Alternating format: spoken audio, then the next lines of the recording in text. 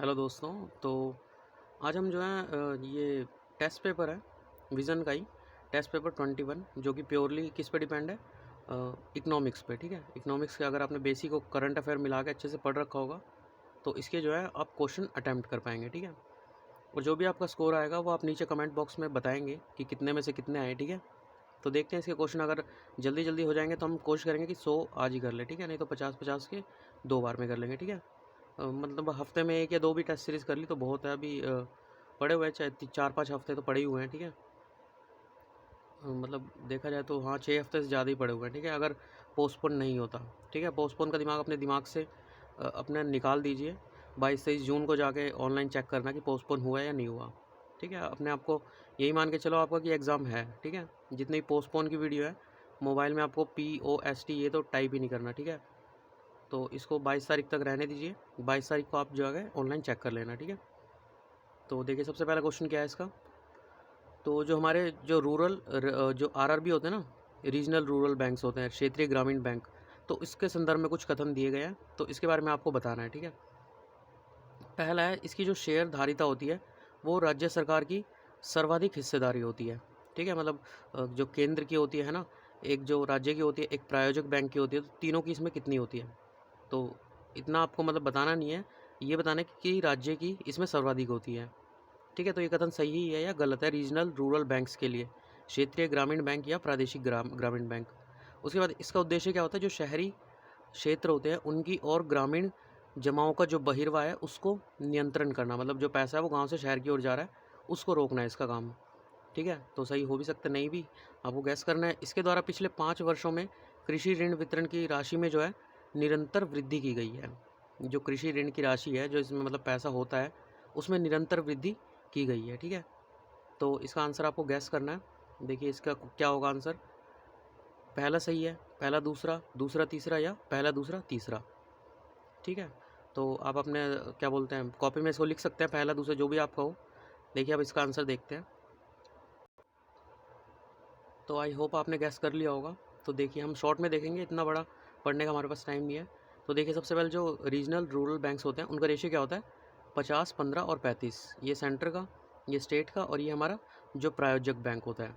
ठीक है, तो इसमें जो राज्य है उसका सबसे क्या है, सबसे कम होता है।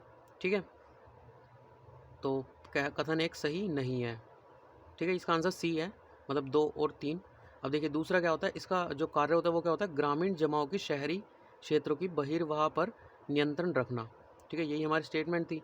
उसके अलावा ये पढ़ सकते थोड़ा बहुत आप, क्षेत्रीय असंतुलन को कम करके ग्रामीण रोजगार सृजन में वृद्धि करना, और ये सब। मतलब आप वीडियो पॉज करके इसको एक बार अगर टाइम है तो पढ़ लीजिए, नहीं तो जो मेन है वो आपको समझ में आ गया होगा। ठीक है, ये मेन है। तो दूसरा कथन क्या है, सही है। उसके बाद देखिए इसका जो कृषि ऋण वितरण है वो देखिए यहाँ पे इतना है, फिर बढ़ रहा है, उसके बाद फिर बढ़ रहा है, इसके बाद फिर बढ़ रहा है। तो ये ईयर वाइज दे रखा है तो ये भी बढ़ रहा है, तो कथन 3 भी क्या है, सही है। ठीक है, अगला क्वेश्चन देखिए क्या है। तो ICOR मतलब इंक्रीमेंटल कैपिटल आउटपुट रेशियो या फिर वृद्धिशील पूंजी उत्पादन अनुपात। ठीक है, तो इसके संदर्भ में ये कथन देखना है। तो पहला है, यह जो हमारी GDP होती है ना उसमें वार्षिक वृद्धि के सापेक्ष में वार्षिक निवेश का अनुपात है। ठीक है, मतलब जो हमने वार्षिक पैसा खर्चा उसके जो सापेक्ष, मतलब रिलेटिव रिलेटिव में वार्षिक जो हमने निवेश किया। ठीक है, तो ये हो सकता है, नहीं भी हो सकता। इस उच्च ICOR का तात्पर्य क्या होता है, अधिक कुशल अर्थव्यवस्था। इसका अगर हमारा ICOR जो हमारा वृद्धिशील पूंजी उत्पादन अनुपात है, अगर ये उच्च होगा तो इसका मतलब है अधिक जो हमारी कुशल अर्थव्यवस्था है। ठीक है, तो इसका आंसर देखिए, आप वीडियो पॉज करके गैस करके कॉपी में लिख सकते हैं। पहला सही है, दूसरा सही है, एक या दोनों सही है, या एक, ना तो दो। तो देखिए IOCR होता क्या है, जो उपयोग प्राय किसी अर्थव्यवस्था में किए गए जो भी निवेश है उसके स्तर और उसके जो परिणाम होगा, मतलब जो GDP होगा उसमें वृद्धि के जो मध्य संबंध है उसको व्यक्त करता है। ठीक है, तो पहला जो आपका था वो तो यहीं से सही हो गया। ठीक है, IOCR किस में रिलेशन होता है, जो भी आपने वार्षिक निवेश किया है या उसके अपॉन में जो आपकी GDP है। ठीक है, एनुअल इनकम अपॉन में GDP। ठीक है, तो कथन एक क्या हो जाएगा, सही हो जाएगा। अब देखिए दूसरा क्या दिया गया, दूसरा उसमें दिया गया था ना कि अगर IOCR उच्च हो, ठीक है, तो हमारी इसका मतलब क्या, अच्छी अर्थव्यवस्था हो जाएगी। इसके उच्च होने का मतलब क्या होगा, अगर इसका रेशियो ये है तो इसके उच्च होने का मतलब क्या होगा कि आपकी GDP कम होगी, तभी तो वो उच्च होगा। क्योंकि ये कम आपने मैथ में पढ़ा होगा ना, नीचे वाली चीज़ कम हो जाती है या फिर ऊपर वाली बहुत ज़्यादा हो जाए, ठीक है, इसके रिस्पेक्ट में, तो इसका रेशियो हाई जब ही होगा, उच्च जब ही होगा IUCR, ठीक है। तो GDP अगर कम होगी तो हमारी क्या वो अर्थव्यवस्था जो अच्छी हो जाएगी, कुशल हो जाएगी, ठीक है। तो दूसरा कथन क्या हो जाएगा यहाँ पे, गलत हो जाएगा उसी के अकॉर्डिंग, ठीक है। आप वीडियो पॉज करके पढ़ सकते हैं थोड़ा बहुत, इसमें एग्जाम्पल वगैरह दिए हुए हैं, ठीक है। तो ये इसका वो है, रेशियो है। और जो IUCR होता है, निम्नतर परिणाम को वरीयता दी जाती है। जो इसमें कम परिणाम होता है ना, उसको वरीयता दी जाती है, क्योंकि यह किसी देश के उत्पादन की अधिक कुशल स्थिति को इंगित करता है। निम्नतर परिणाम, ठीक है।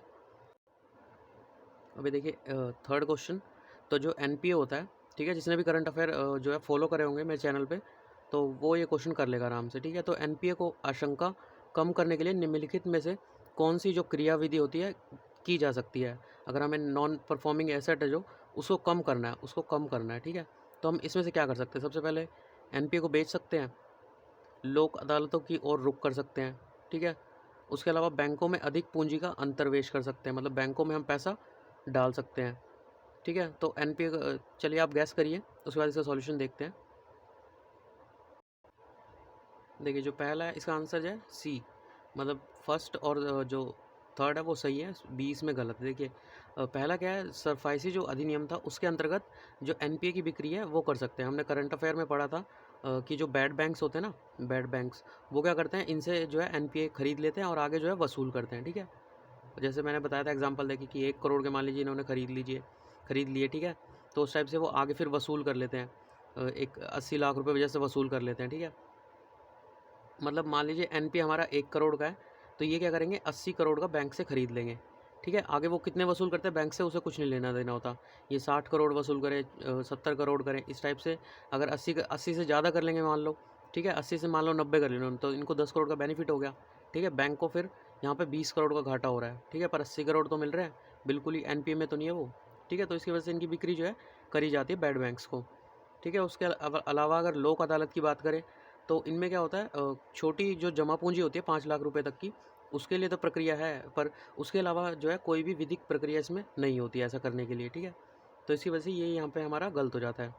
उसके अलावा जो बैंकों में जो है अधिक पूंजी डालना, तो ये भी एक तरह से मतलब काफ़ी इसका प्रावधान दिया गया कि आप ऐसा करके बैंकों में पूंजी डाल सकते हैं, पर ये जो है कोई सही उपाय नहीं है, मतलब इससे निपटने के लिए, ठीक है। इससे जो है बहुत ही मतलब जोखिम वाला कदम होता है, जोखिम भरा कदम होता है। मान लीजिए कल को अगर बैंक अपने आप को वो कर देता है, दिवालिया घोषित कर दे, ठीक है। तो इस टाइप से काफ़ी मतलब पहले उस पर एक तो NPA का लोड पड़ा हुआ है, पैसे नहीं है उस पर, ऊपर से आप बैंक पे पैसे डालेंगे, तो अगर ये दिवालिया घोषित होने वाला होगा तो इस टाइप से जो है पैसे डूबने का डर रहता है, ठीक है।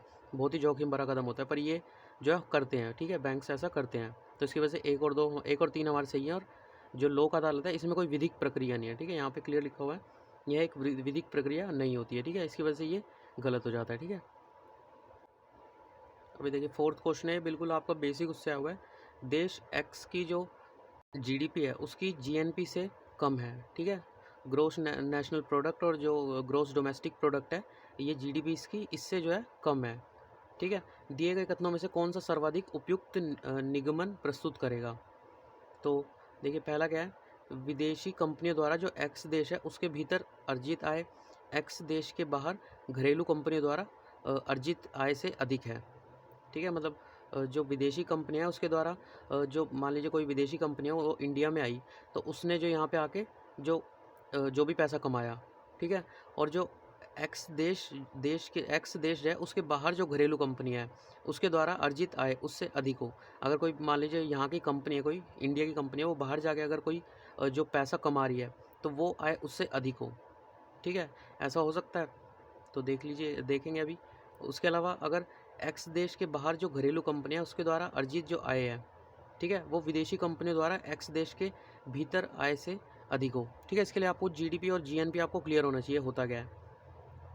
उसके अलावा C है, एक्स देश जो है वो घरेलू कंपनियों की तुलना में विदेशी कंपनियों की संख्या से अधिक हो। D है, एक्स देश जो है उसमें विदेशी कंपनियों की तुलना में घरेलू जो कंपनियां हैं उसकी संख्या अधिक हो, ठीक है। आप इन चारों में से एक बार छोटा कर देता हूँ मैं, एक बार पढ़ के, और जितना आपसे हो सके चारों में से कौन सा जो है सही होगा इसके लिए, फिर पीछे जाके हम देखेंगे कि कौन सा इनमें से जो है एक्चुअल में सही है, ठीक है। पॉज करके पढ़ लीजिए इसे। देखो जो पीछे दे रखा है वो थोड़ा सा ज़्यादा लेंथी भी और थोड़ा समझाने में थोड़ा मुश्किल आएगी, ठीक है। तो आप सिंपल देखिए जीडीपी क्या होता है, जीडीपी ये क्या होता है, मान लीजिए ये इंडिया है, ठीक है। इसके अंदर दो तरह के लोग हैं, एक तो जो भारतीय अर्जित कर रहे हैं आए, ठीक है, जो भारत वाले पैसा कमा रहे हैं, और यहाँ पे एक जो विदेशी पैसा कमा रहे हैं, ठीक है। ये दो लोग हैं यहाँ पे, ठीक है। ये इस पूरे को हम बोल देते हैं जीडीपी, ठीक है। और यहाँ पे अगर मैं जीएनपी की बात करूँ, जीएनपी क्या होता है, तो ये होता है जीडीपी। इसमें प्लस या माइनस क्या होगा, जो हमारा NFIFA होता है, ठीक है। ये क्या होता है, तो ये होता है नेट जो फॉरेन इनकम है फ्रॉम अब्रॉड, मतलब जो भी अब्रॉड से दूसरे देशों से पैसा हम कमा रहे हैं, ठीक है, ये इक्वल टू है। तो इसमें जो भी दूसरे देशों से हम पैसा कमा रहे हैं या फिर जो दूसरे देश वाले वो इंडिया से कमा के ले जा रहे हैं, ठीक है। ये प्लस भी हो सकता है, माइनस भी हो सकता है, ठीक है। माइनस कैसे होगा, मान लीजिए अगर वहाँ के लोग बाहर से ज़्यादा पैसा कमा के ले जाएं तो माइनस हो जाएगा। प्लस कब होगा, जब बाहर के देशों से जो हमारे जो लोग हैं वो ज़्यादा पैसा कमा के भारत में ला रहे हो, ठीक है।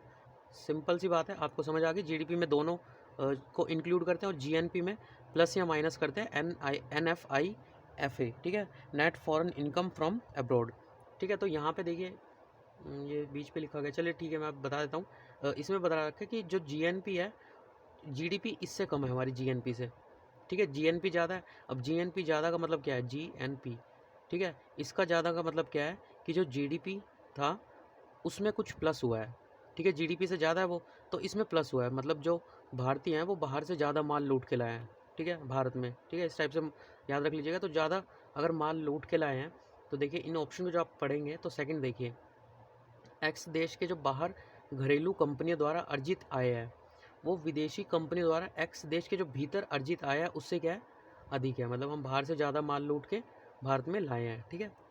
तो थोड़ा सा इसके जो बेसिक है अगर आपके क्लियर होंगे तो पढ़ने के साथ ही आपको समझ में आ जाएगा, ठीक है। तो अगला क्वेश्चन देखते हैं। ये देखिए अगला क्वेश्चन फिफ्थ है। तो भारतीय अर्थव्यवस्था में जो पार्टिसिपेटरी नोट्स, ठीक है, पार्टिसिपेटरी जो नोट्स होते हैं उसके संदर्भ में, ठीक है, ये इंपॉर्टेंट क्वेश्चन है, आ भी सकता है। पार्टिसिपेटरी नोट्स, तो यह क्या है, विदेशी अधिकारिता में जारी किया गया एक व्युत्पन्न या डेरिवेटिव साधन है, ठीक है, हो सकता है। इसे काले धन से संबंधित समस्या पर अंकुश लगाने के लिए आरंभ किया गया है, ठीक है, जो ब्लैक मनी होता है, हो सकता है। सेबी द्वारा विनियमित किया गया है, ये भी हो सकता है। अब देखिए इसमें आंसर क्या होगा, एक, एक या तीन, दो, दो या तीन, ठीक है। तो गैस करके कॉपी में लिखिए, फिर आंसर देखते हैं इसका। तो देखिए आंसर है इसका बी, ठीक है, बी मतलब एक और तीन इसका सही है। तो पी नोट भी बोलते हैं इसे, पैरिस्पेटरी नोट्स को, पैरिस्पेटरी नोट। तो ये विदेशी अधिकारिता वाला है, तो पहला सही हो गया, ठीक है। उसके अलावा ये सेबी में पंजीकृत विदेशी संस्थागत निवेशकों द्वारा भारतीय प्रतिभूतियों के बदले में जारी किया जाता है, ठीक है। तो सी बी इसका सही है, सेबी द्वारा जो है पंजीकृत है। उसके अलावा बी में क्या है, जो बी था इसका, जो ये काले धन पे रोक लगाता है, तो काले धन पे लगाता है, ये जो लेखा जोखा रहित धन होगा, यहाँ तक कि जो अवैध धन होता है इसके निवेश के लिए भी। उसके अलावा जो हवाला मनी होती है ना, जैसे एक देश से दूसरे देश में क्या होता है कि मतलब डायरेक्ट पैसा भेजने पे जो है टैक्स वगैरह कटते हैं, तो वो यहाँ से इंसान क्या होता है, दूसरे वाले जो उसका मतलब जो फ्रेंड वगैरह होगा, आप यहाँ पे इस इंसान को जाके पैसे देंगे इस देश में, ठीक है, ये अपने दूसरे फ्रेंड को बोलेगा कि इसको, इस बंदे को इतने पैसे दे दो, ठीक है। तो वहाँ पे टैक्स वगैरह देने की जरूरत नहीं है, वो उसको यहाँ पे दे देगा। मतलब दो इंसानों के आपस में सेटलमेंट है, आप एक के पास जाइए और बोलिए कितना है, आपको कम पैसे में काम हो जाएगा, ठीक है। तो इसे बोलते हैं मतलब हवाला बोलते हैं इसे, ठीक है। तो इस टाइप के जो है इसका भी मतलब वो ध्यान रखता है, ठीक है। पर वो जो ब्लैक मनी होता है, पी नोट जो होता है, उससे डील नहीं करता है, ठीक है। तो आपका जो दूसरा है वो गलत हो जाता है, ठीक है। उसके अलावा कथन 3 आपका सही है। तो सेबी द्वारा ये विनियमित किया जाता है पार्टिसिपेटरी नोट। उसके अलावा हाल ही में जो NCMC है, नेशनल कॉमन मोबिलिटी कार्ड है, वो सुर्खियों में था, ठीक है। तो भारत में NCMC जो है रखने वाला व्यक्ति इसका उपयोग निम्नलिखित में से किस का भुगतान करने के लिए कर सकता है, मेट्रो या बस यात्रा के लिए, राजमार्गों पर चुंगी के लिए, खुदरा खरीद के लिए, ठीक है। तो आप दे सकते हैं आंसर इसका पहला, दूसरा, दूसरा तीसरा, पहला, पहला दूसरा तीसरा, तीनों। तो देखते हैं आंसर। तो देखिए इसे जो नरेंद्र मोदी जी थे, उन्होंने वीडियो कॉन्फ्रेंसिंग के माध्यम से दिल्ली मेट्रो की एयरपोर्ट एक्सप्रेस लाइन के लिए जो NCMC था उसको शुरू किया था, ठीक है। उसके अलावा किस मंत्रालय के अंतर्गत आते हैं, आवासन और शहरी मंत्रालय के अंतर्गत, ठीक है। तो उसके अलावा जो है मार्च 2019 को one nation one card tagline के साथ भारत में एनसीएमसी को आरंभ किया गया था। ठीक है, श्री नंदन नीलकणी की अध्यक्षता में जो विकासशील डिजिटल भुगतान है उस पर गठित जो उच्च स्तरीय समिति थी CDDP, इसने सभी जो पारगमन स्थान थे, ट्रांजिट लोकेशन थे, उन पर एनसीएमसी को जो है उपयोग की अनुशंसा की थी। ठीक है, तो कहाँ कहाँ यूज़ होता है? धारक का मेट्रो, बस, टोल, पार्किंग, खुदरा, यहाँ तक कि धन निकालने पर की सुविधा भी प्रदान करता है एनसीएमसी। ठीक है, संपूर्ण दिल्ली नेटवर्क पर उपलब्ध हो सकता है 2022 तक।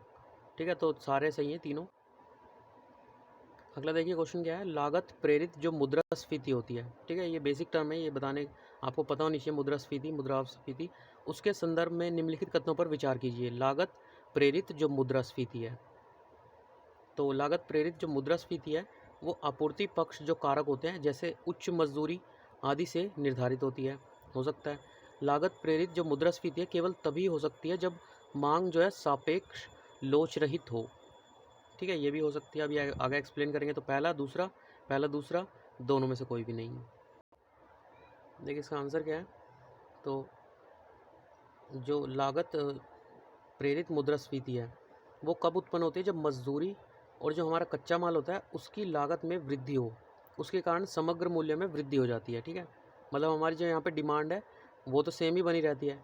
ठीक है, पर जो मजदूरी और जो कच्चा माल होता है उसकी लागत जो है वो बढ़ जाती है। ठीक है, तो इसकी वजह से जो श्रम, कच्चा माल और जो पूंजीगत व्यय है इसकी कमी या इनकी लागत में वृद्धि होने पर जो है लागत प्रेरित मुद्रास्फीति उत्पन्न होती है। ठीक है, इसको पढ़ लीजिएगा एक बार। इसमें यही है, हमारी डिमांड सेम बनी रहती है पर जो मजदूरी और जो कच्चा माल है उसकी जो है रेट बढ़ जाते हैं। ठीक है, इसकी वजह से लागत प्रेरित जो मुद्रास्फीति है ये उत्पन्न होती है। ठीक है, कथन इसलिए सही है। उसके अलावा जो लागत प्रेरित मुद्रास्फीति है, ठीक है, लागत प्रेरित मुद्रास्फीति है केवल तभी उत्पन्न हो सकती है जब जो मांग है वो सापेक्ष लोच रहित मतलब इनइलास्टिक बनी रहे। ठीक है, इनइलास्टिक मुद्रास्फीति में क्या होता है, मतलब रोजगार जैसे वो होता है वो सेम अमाउंट में जो है बना रहता है। ठीक है, मतलब सरकार को पैसा जो है डालना ही पड़ता है उसमें, जो अर्थव्यवस्था होती है। ठीक है, इनइलास्टिक फॉर्म में वो लोच रहित यही बनी रहती है। ठीक है, इलास्टिक मतलब खुद रिगेन होने वाली, तो ऐसी जो होती है वो नहीं होती। ठीक है, लचीली जो होता है वो नहीं रहती। ठीक है, तो लोच रहित रहती है ये, तो इसलिए कथन दो भी हमारा क्या हो जाता है? सही हो जाता है कहीं ना कहीं। ठीक है, ये आंसर आप देखिएगा मत, खुद कोशिश करिएगा। उसके बाद देखिए आठवां क्या है, आठवें में जो हमारी जीडीपी है उसमें जो देश में उत्पादित जितनी भी वस्तुएं और जो सेवाएं शामिल हैं, जबकि उपभोक्ता कीमत जो सूचकांक है सीपीआई होता है उसमें नहीं होता। ठीक है, हमने करंट अफेयर में पढ़ा था ना एक जो होल सेल प्राइस था। ठीक है, WPI जो था पहले उससे वो होता था, उसके बाद सीपीआई से हम जो है कैलकुलेट करने लग गए थे। ठीक है, तो इसमें ये बोला गया कि जो जीडीपी है उसमें देश में जितनी भी उत्पादित सभी वस्तुएं और सेवाएं शामिल होती है, पर जो कॉस्ट प्राइस इंडेक्स होता है उसमें नहीं होती। ठीक है, तो उसके अलावा उपभोक्ता कीमत सूचकांक में आयातित वस्तुओं की कीमत शामिल होती है।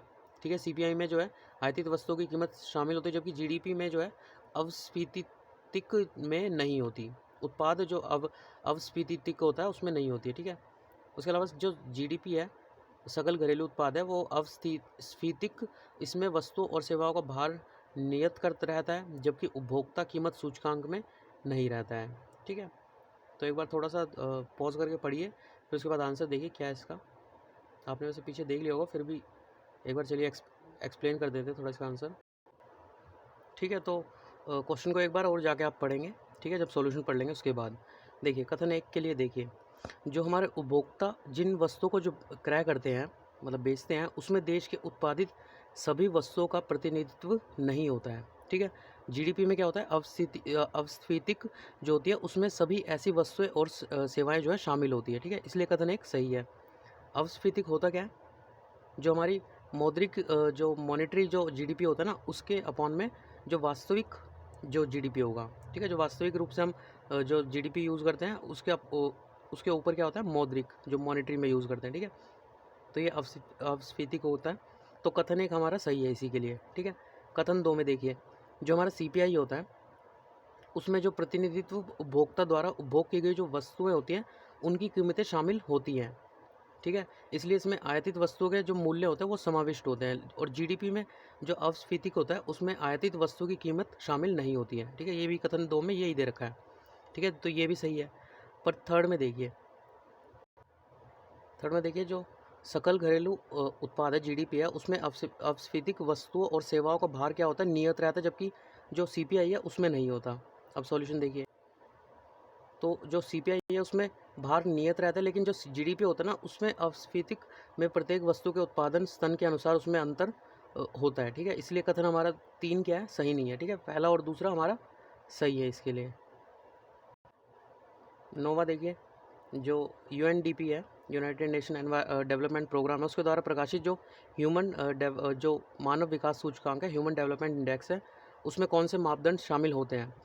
तो प्रति व्यक्ति सकल राष्ट्रीय आय, स्कूली शिक्षा के अनुमानित वर्ग, 5 वर्ष से कम आयु में जो मृत्यु दर होती है, स्कूली शिक्षा के औसत वर्ष। ठीक है, ये आपने बेसिक अगर पढ़ा होगा तो उसमें आपने ज़रूर पढ़ा होगा ये।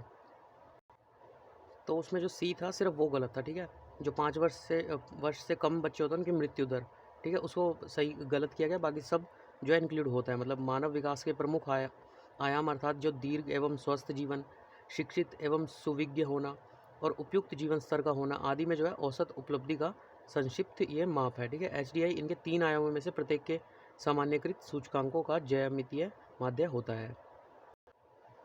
उसके अलावा देखिए 10वां क्या है, निम्नलिखित में से किन पर जो है जीएसटी जो है वो अधिरोपित नहीं होता। सौर ऊर्जा, दूध, प्रिंट मीडिया विज्ञापन, स्कूली शिक्षा। ठीक है, देखिए ये क्या होते हैं, अलग अलग स्लैब है, पढ़ी होंगी आपने, 0, 5, 12, 18, 28% की स्लैब्स होती हैं।